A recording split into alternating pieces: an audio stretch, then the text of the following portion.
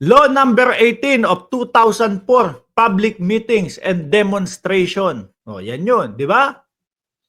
Any person who conducts or organizes a public meeting or procession without a license shall be punished with detention for a term not less than 6 na buwan. Alam nyo ho, mga kababayan, hindi ho uso ang pakiusapan sa mga ganyan. Ano? Hindi uso. Ano lang naman po. Hindi po kasi namin alam yun eh. Kaya ginawa po na hindi po uubra yung ganon. No? Kasi po ganito, ganyan eh. No? Pagbigyan nyo na, hindi po uubra yun. Ang batas ay batas. Lalo na po sa mga ganyang bayan. Oh.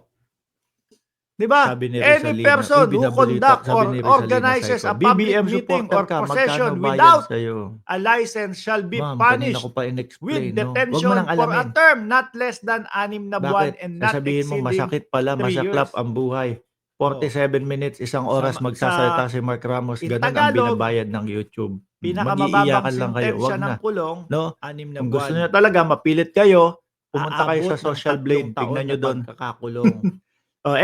Tsaka ano, Yung ginawa ba't kailangan kung akong sakali, bayaran? no? Sasabihin ko lang naman itong mga hindi. balita. Hindi naman sinabi Magre-reaction ditong lang or tayo sa balita.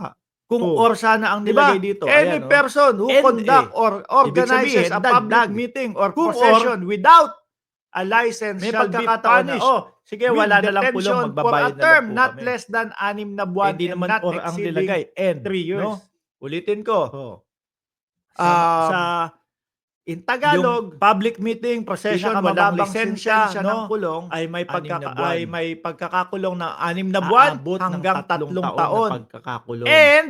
And ha, ayan, and hindi yung or. ginawa nila kung And sakali. a fine No? of no less than 10,000. Hindi naman sinabi Ang sabi ditong po, or mga kaibigan natin, mga Kung kababayan, or sana ang nilagay dito, ayan ang and 10,000 real daw ibig po, sabihin, dagdag. 150,000 Kung or, pesos.